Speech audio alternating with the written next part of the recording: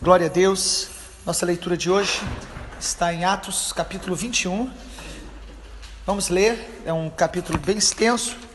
Nós não vamos ler todos os 40 versículos, mas queremos ler pelo menos parte de Atos capítulo 21. Depois de nos apartarmos, fizemos-nos a vela e corremos em direitura. Chegamos a Cós no dia seguinte, a Rodes e a partir dali em Pátara. Achando um navio que ia para a Fenícia, embarcamos nele seguindo viagem. Quando estávamos em Chipre, estava à vista, deixando à esquerda, navegamos para a Síria, chegamos a Tiro. Versículo 4 diz: encontrando os discípulos, permanecemos lá durante 7 dias, e eles, movidos pelo Espírito, recomendavam a Paulo que não fosse a Jerusalém. Passado aqueles dias, tendo nos retirado, prosseguimos viagem, acompanhados por todos, cada um com a sua mulher e filhos, até fora da cidade, onde, ajoelhados na praia, oramos e nos despedimos uns dos outros, embarcamos e eles voltaram para casa. Glória a Deus.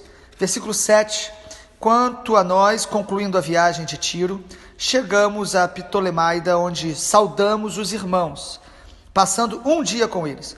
No dia seguinte partimos e fomos para Cesareia, entrando na casa de Filipe, o evangelista, que era um dos 7. Ficamos com ele. Ele tinha 4 filhas donzelas que profetizavam, e demorando-nos ali alguns dias, desceu da Judéia um profeta chamado Ágabo, e vindo ter convosco, tomando o cinto de Paulo, ligando com ele os próprios pés e mãos, declarou: e isto diz o Espírito Santo, assim os judeus em Jerusalém farão ao dono deste cinto, e o entregarão nas mãos dos gentios. Quando ouvimos essas palavras, tanto nós como os daquele lugar, rogamos a Paulo que não subisse a Jerusalém. Então ele respondeu: que fazeis chorando e quebrantando-me o coração? Pois eu estou pronto, não só para ser preso, mas até para morrer em Jerusalém, pelo nome do Senhor Jesus. Como, porém, não o persuadimos, conformados, dissemos: faça-se a vontade do Senhor. Ou seja, Paulo foi para Jerusalém. Versículo 17, pulando alguns versículos, diz: tendo chegado a Jerusalém, os irmãos nos receberam com alegria. No dia seguinte, Paulo foi conosco se encontrar com Tiago, e todos os presbíteros se reuniram, e tendo saudades, contou minuciosamente o que Deus fizera entre os gentios por seu ministério. Ouvindo, deram eles glórias a Deus, e disseram: bem vês, irmãos, quantas dezenas de milhares há entre os judeus que creram, e todos são zelosos da lei, e foram informados a teu respeito, que ensinas todos os judeus entre os gentios a apostatarem de Moisés, dizendo que não deve circuncidar os filhos, nem andar segundo os costumes da lei, e que se há de fazer, pois, certamente vão saber da sua chegada. Faze, portanto, o que vamos dizer. Estão entre nós 4 homens que voluntariamente aceitaram o voto. Toma-os, purifica-te, e faz a despesa necessária para rasparem a cabeça, e saberão todos que não é verdade o que diz a seu respeito. Pelo contrário, andas tu mesmo guardando a lei. Quanto aos gentios que creram, já lhes transmitimos as decisões para que se abstenham das coisas sacrificadas a ídolos, o sangue, da carne de animais sufocados e das relações sexuais ilícitas. Então Paulo tomou aqueles homens e, se purificando, entrou no templo, acertando o cumprimento dos dias da purificação, até que se fizesse oferta em favor de cada um deles. Quando já estavam por findar os 7 dias, os judeus vindo da Ásia, vendo Paulo no templo, alvoroçaram todo o povo, o agarraram, gritando: israelitas, socorro! Este homem por toda parte ensina a todos serem contra o povo, contra a lei e contra este lugar. E ainda mais, introduziu até gregos no templo, profanou este recinto sagrado, pois eles tinham visto Trófimo, o Efésio, em sua companhia na cidade, e julgavam que Paulo introduzira no templo. A cidade se agitou e concordaram o povo, agarrando Paulo, arrastaram para fora do templo, e imediatamente foram fechadas as portas, procurando matá-lo. Mas chegando o conhecimento do comandante, então ele se levou logo os soldados, centuriões, correu para o meio do povo, e cessaram de espancar Paulo. Aproximando-se o comandante, se apoderou de Paulo, ordenou que fosse acorrentado com 2 cadeias, perguntando o que havia feito. Alguns gritavam de um modo, outros de outro, não podendo o comandante saber a verdade, por causa do tumulto. Ele ordenou que Paulo fosse recolhido à fortaleza, e ao chegar ali, os soldados o carregassem, no meio, por causa da violência da multidão, pois a massa do povo seguia gritando, mata-o. E quando Paulo ia ser recolhido à fortaleza, ele pediu ao comandante, me é permitido dizer alguma coisa? E perguntou a Paulo, sabes o grego? Não és tu o egípcio, que há tempo sublevou e conduziu ao deserto 4.000 sicários? Respondeu Paulo, eu sou judeu, natural de Tarso, cidade não insignificante da Cilícia. E rogo-te que me permitas falar ao povo. Obtida a permissão, Paulo, em pé na escada, fez com a mão o sinal ao povo, fez-se grande silêncio, e ele falou em língua hebraica, dizendo, e amanhã a gente vai ler o capítulo 22, a pregação de Paulo. Mas, amados, capítulo 21 de Atos nos mostra direções e avisos do Espírito Santo. Muito interessante, logo no início a gente percebe, Paulo está indo para Jerusalém.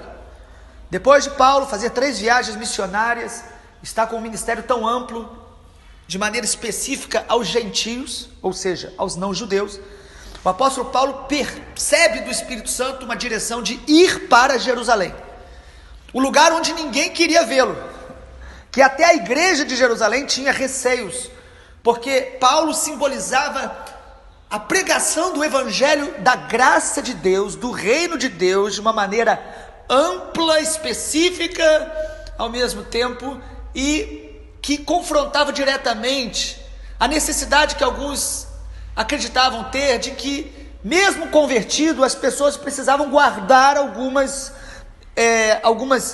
leis que o Senhor havia dado na antiga aliança. A igreja em Jerusalém, ela era mais judaizante, até porque todos judeus, mas o evangelho do reino de Deus, ele é um evangelho da graça para todos, e Paulo simbolizava isso de maneira ampla, uma pregação do evangelho da graça, onde as obras da lei não são mais necessárias, sobretudo as leis cerimoniais, que foi dada aos judeus, que quem é judeu pode observar. Então Paulo ir a Jerusalém era um confronto, e ali ia a multidão que não perseguia, a igreja que estava em Jerusalém certamente perseguiria Paulo, mas quem enviou Paulo para Jerusalém? O Senhor Jesus. Porém, o capítulo 21 nos mostra uma questão que parece contraditória. Paulo, primeiro, ele decide ir a Jerusalém, mas o que ocorre é que o Espírito Santo usa pessoas para avisar a Paulo, você será perseguido, olha, vão te prender lá. Um profeta Ágabo surge ali e fala, vão prender você. Outros profetizam dizendo, não vá para lá, Deus está falando para você não ir. Se o Espírito Santo falou para Paulo ir, e como ele usa agora profetas para falar para que ele não vá? Amado, eu quero falar um pouquinho sobre isso hoje, direções e avisos do Espírito Santo. Primeiro, nós cremos que o Espírito Santo nos guia, nos dirige a ir a lugares, a cumprir propósitos, a se mover no nosso dia a dia, para abençoar pessoas, evangelizar pessoas, a ir a lugares. Nós somos o povo que crê que o Espírito Santo nos guia, mas nós precisamos ouvir o Espírito Santo, nós precisamos ser sensíveis à direção de Deus, numa vida de oração, uma vida de meditação na palavra, e também ouvir Deus através de pessoas. O texto nos mostra que Deus, ele fala através de pessoas, ele falou através de Ágabo, falou através dos irmãos, e o Paulo já tinha escutado do Senhor o quê? Que o que aguardava ele seriam prisões, sofrimentos e aflições. Ou seja, as profecias vinham para ele não eram falsas. A revelação que aqueles irmãos estavam tendo para Paulo não ir, não era uma revelação errada em si. Portanto, eles estavam dizendo para Paulo não ir, porque eles estavam interpretando o que Deus estava falando de maneira equivocada. O que Deus estava avisando era: ele vai sofrer, ele vai ter lutas, ele vai ter provas. Mas Deus não estava proibindo ou impedindo Paulo de ir a Jerusalém. Nós precisamos discernir entre os avisos de Deus e as proibições do Espírito Santo. Há coisas que nós vamos fazer que Deus vai falar: o sinal está amarelo, cuidado. Há coisas que nós vamos fazer que Deus vai falar: o sinal está verde, vá. Mas há coisas que nós pensamos em fazer que o Espírito Santo vai acender aquele sinal vermelho: não vá. Não vá, porque você está expondo-se às vezes a tentações, ao pecado ou a ciladas. Deus então, ele nos avisa, ele nos guia, nos orienta, mas nós precisamos discernir isso. Parece que os irmãos que estavam ali estavam mais desesperados do que inspirados por Deus quando diziam acerca dele não ir. O capítulo 21, versículo 11, nos diz que os irmãos, olha só como que está escrito: tomaram o cinto de Paulo e declarou: isso diz o Espírito Santo, os judeus em Jerusalém farão isso ao dono desse cinto e o entregarão nas mãos dos gentios. O versículo 12, quando ouvimos essas palavras, tanto nós como os daquele lugar, rogamos que Paulo não subisse a Jerusalém. Quando diz tanto nós, quem está escrevendo é Lucas. Ou seja, a equipe de Paulo falou: é melhor a gente não ir. Os irmãos que estavam ali falaram: é melhor não ir. O Espírito Santo estava avisando, ele não estava proibindo. Mas os irmãos estavam conversando acerca disso. Nós precisamos discernir quando o Espírito Santo está nos avisando sobre coisas. Ele nos avisa para nos preparar. Há muitos momentos que Deus quer nos preparar. Às vezes nós estamos diante de uma situação que vai vir. Às vezes nós vamos passar por um nível de prova, de tribulação, de luta, e o Espírito Santo nos avisa para nos preparar. Nós precisamos estar ouvindo o Espírito Santo. Muitas vezes, erros que cometemos, ciladas que caímos, é por não estar ouvindo os alertas do Espírito Santo. Amado, Deus não nos deixa sem avisos. O Paulo sabia da situação, ele estava sendo avisado. Agora Deus, quando nos mostra algumas coisas, nós precisamos discernir se ele está avisando ou está proibindo. Mesmo diante das profecias, o que me chama a atenção no capítulo 21 também, é que eles confiavam na vontade de Deus. Olha o versículo 14. Porém não o persuadimos, conformados nós dissemos: faça-se a vontade do Senhor.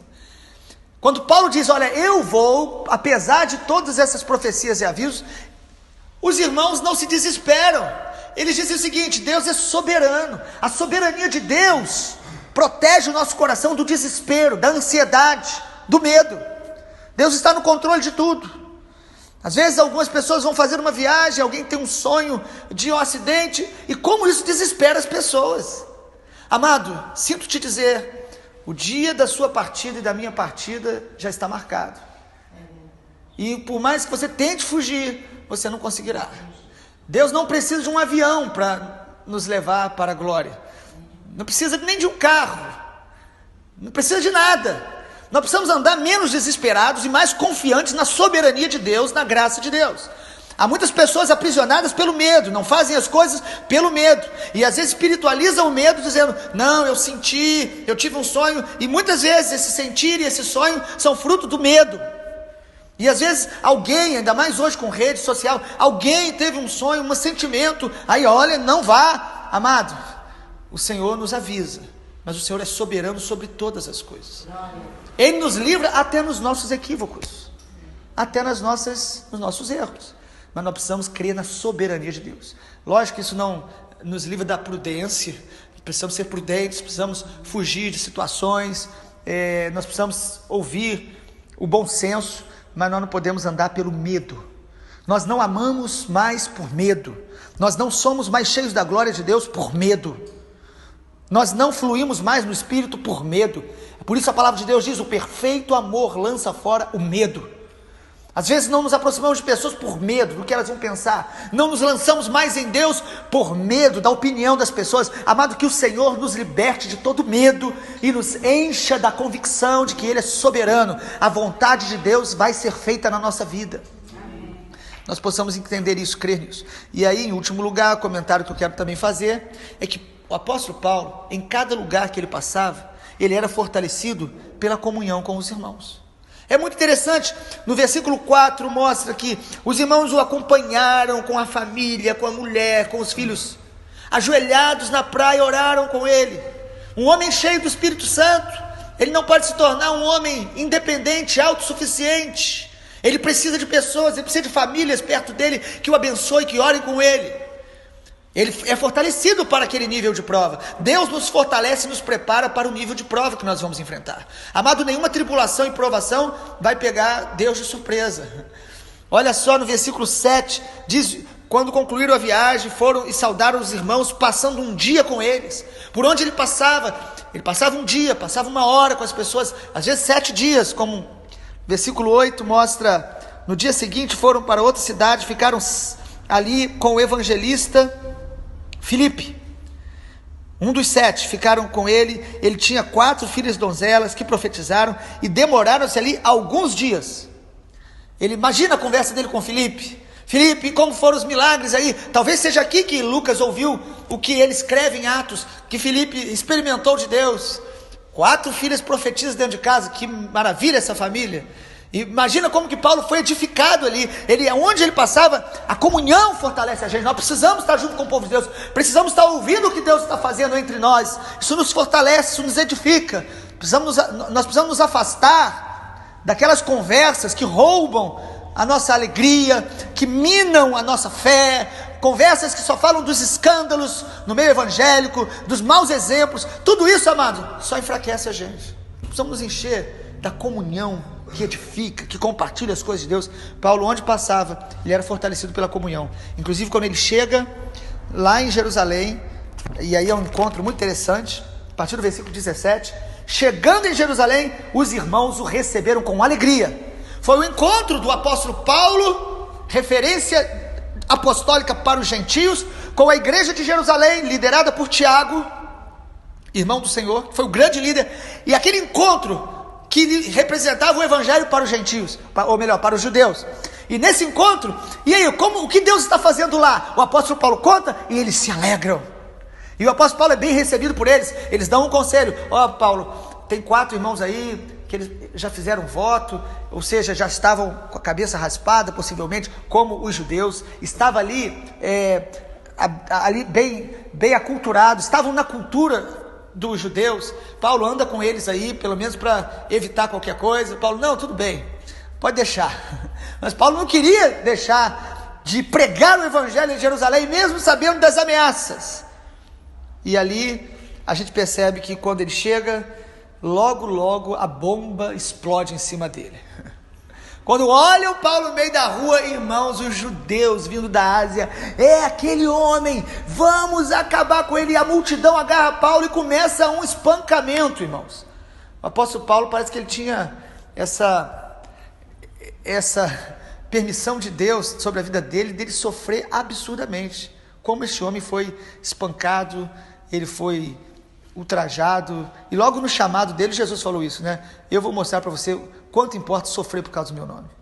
Sabe, amado, um homem cheio do Espírito Santo, que passou por dores terríveis, e estava disposto, porque ele amava o Senhor, porque ele queria pregar o evangelho a todo custo. Quantas vezes nós lamentamos pequenos problemas?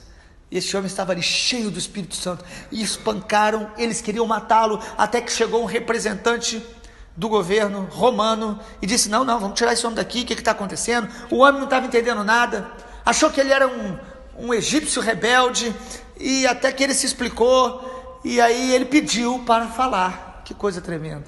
Aquela multidão queria matá-lo, mas ele estava cheio de amor por aquela multidão, querendo falar do evangelho.